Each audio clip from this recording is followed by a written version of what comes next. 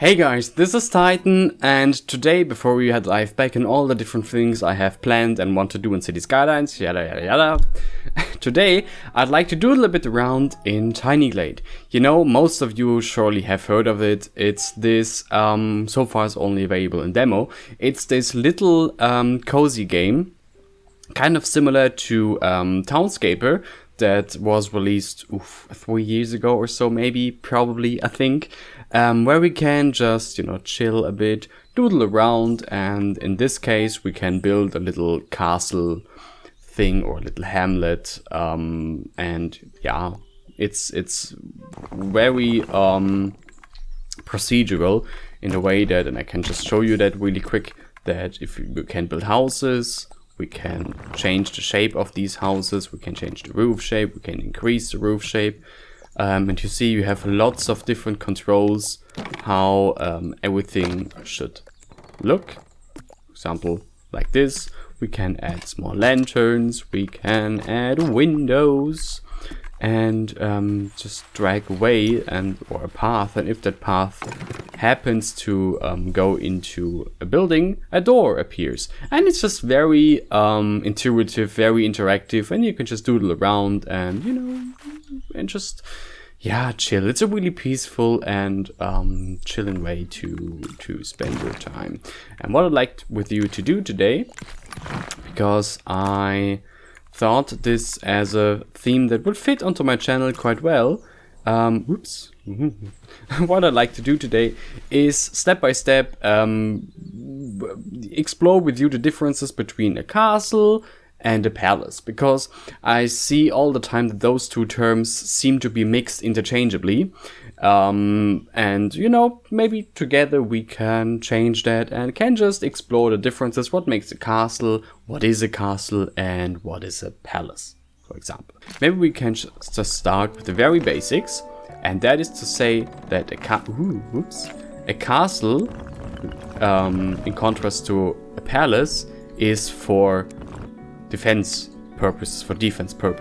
So with the castle, you want to defend yourself. It's not necessarily meant to live in luxury, but it's really for military defense against any sort of intruders. And in the easiest way, a castle would be just a tower, from here on named a keep, with a wall around it, and then we can just drag a little path to the keep, and that's it.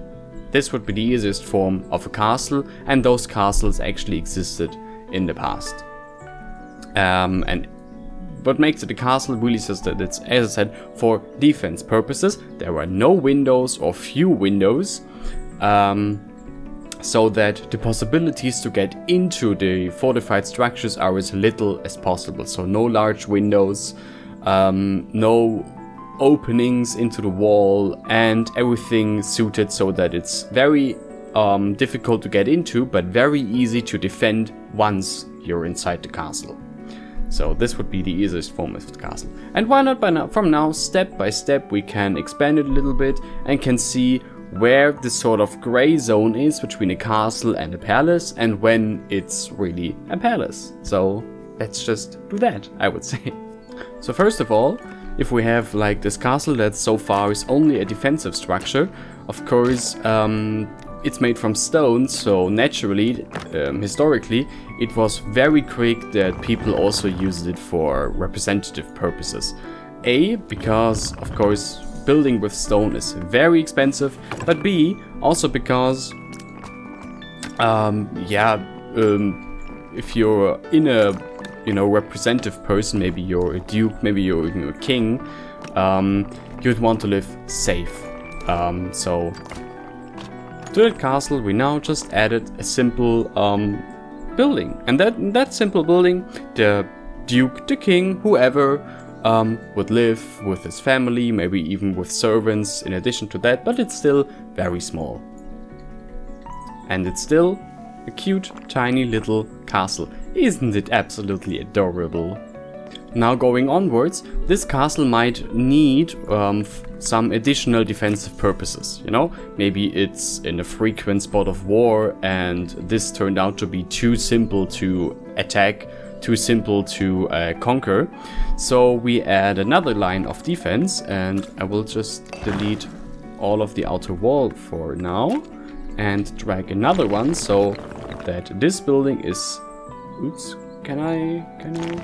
Yeah. This building is still completely within the castle perimeter, but the inner courtyard, or what's now the inner courtyard, is a bit smaller in favor of another courtyard that is further out here, maybe. So now we have two layers of defense. We have the inner courtyard and we have the outer courtyard. Both are enclosed with a wall.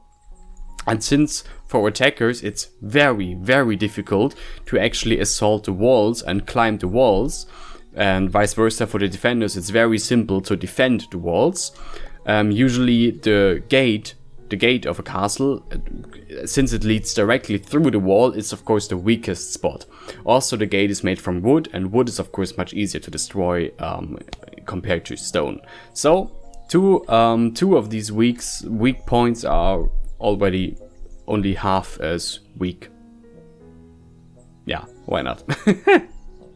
Only half as weak. So there's that. This still, you know, is a castle.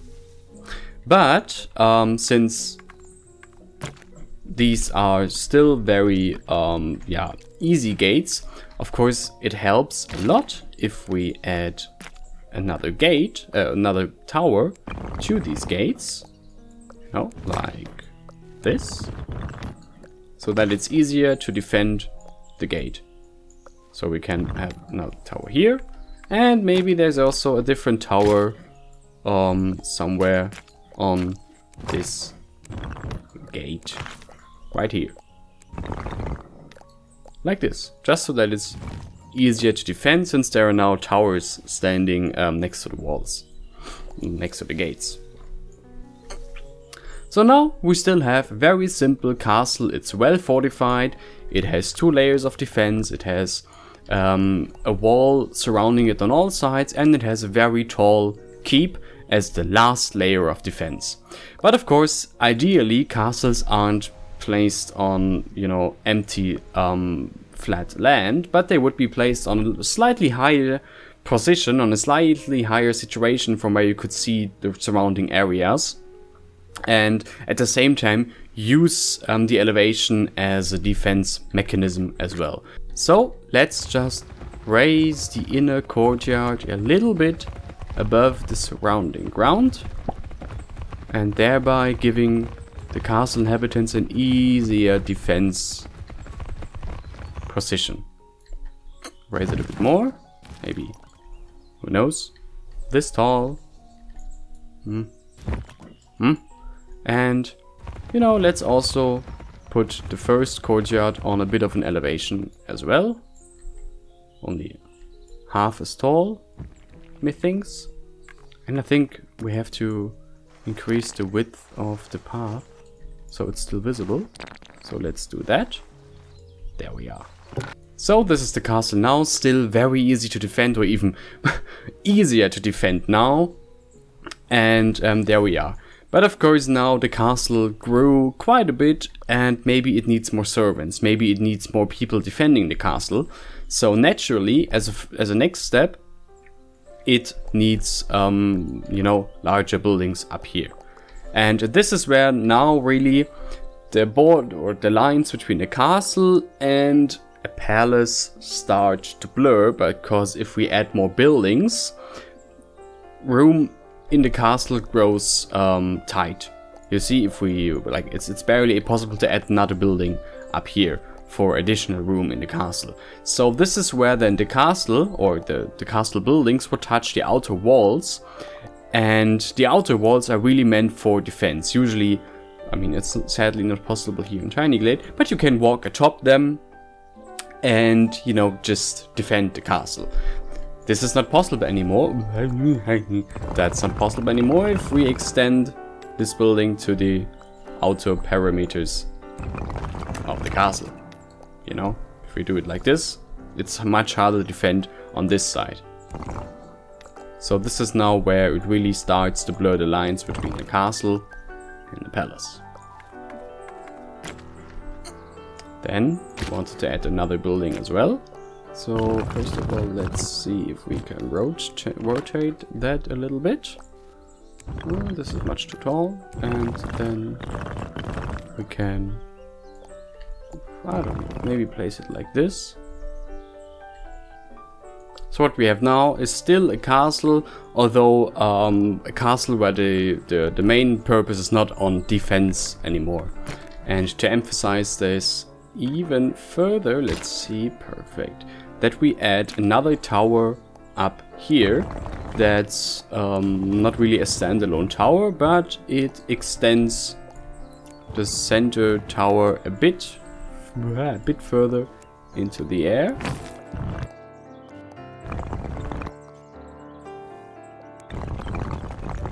Now if we look at it, it's still tight, and maybe by now we reached about the time where castles aren't as important anymore because there are fire weapons, so castles sort of lost their purpose because they're too easy to destroy and also easier to build. So the living aspects of them grow much more important. As a result, most castles were retrofitted and slowly turned into pure representative functions, and this is then where they really transition from a castle which suited only defensive purposes to a palace which only suited representative purposes. And maybe let's start going to that direction. And the way we do it is first of all by just extending the main building here by 1, 2, 3. Wait, no, 3 stories. It's 3, right? Oh, yeah, 3 stories. By 3 stories for all the different purposes these additional stories can be used. You know, for example, there would be now a large festive hall for festivities, you know, a grand hall. There would be a designated kitchen area, there would be additional bedrooms, storage rooms maybe. So more and more purposes that, in addition with these windows, really diminish the defensive functionality. And so there we are. The main building of the castle grew larger. It has significantly more windows now, so just indicating that it's really not suited for defensive purposes anymore, but it's used to live in and to have room, you know, that all the people living in there have their separate bedrooms, and there's maybe a large hall for festivities, so that it's really used to emphasize who you are and what you have to show. And the further we go, then maybe there is need for more room. So here, can I squeeze that in there? Maybe here to the side of the building. There is, well, just an extension. I wouldn't call it a tower. In fact, it's not meant to be a tower. Let me just see that I can squeeze it in here.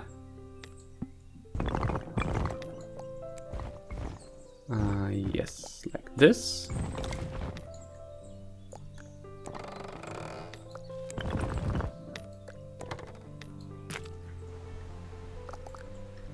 But it has more room.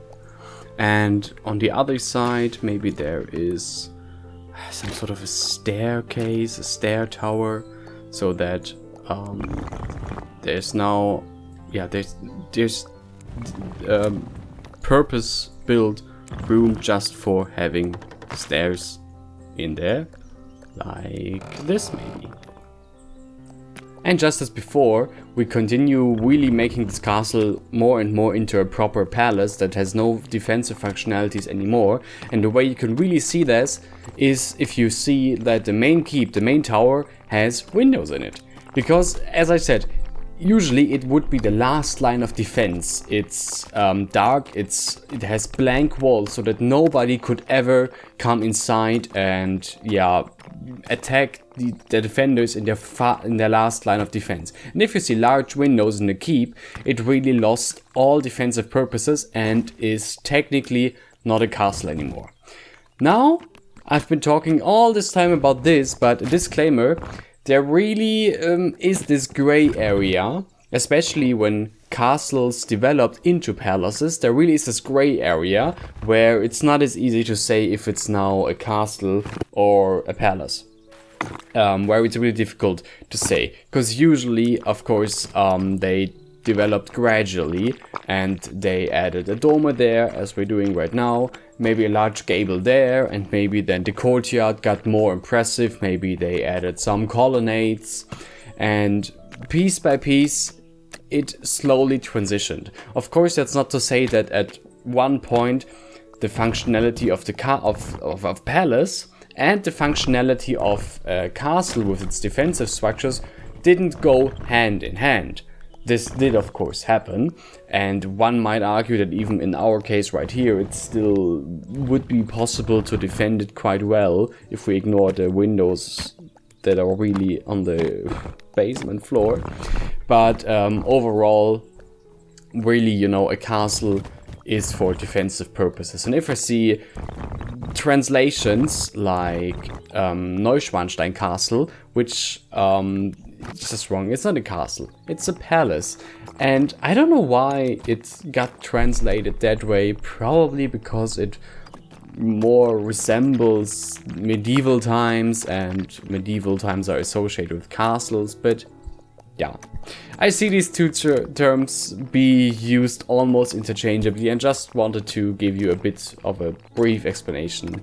Et voila, and there we have it. This now really lost all defensive purposes. This is not a castle anymore. This is a palace. And you see that because it has large windows that also face the outside of the castle.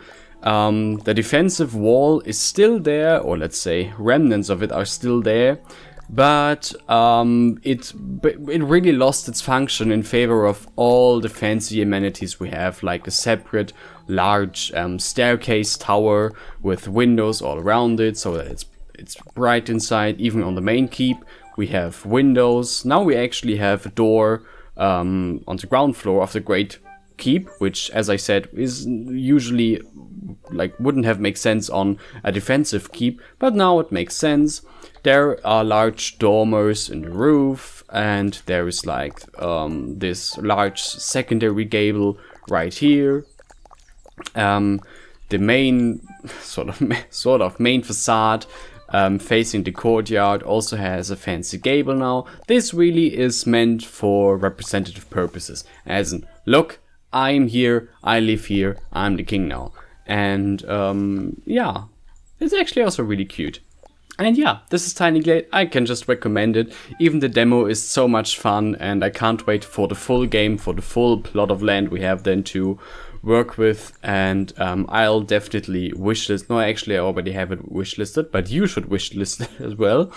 And yeah, I'm all for indie games that yeah, do things that no AAA studio could ever do.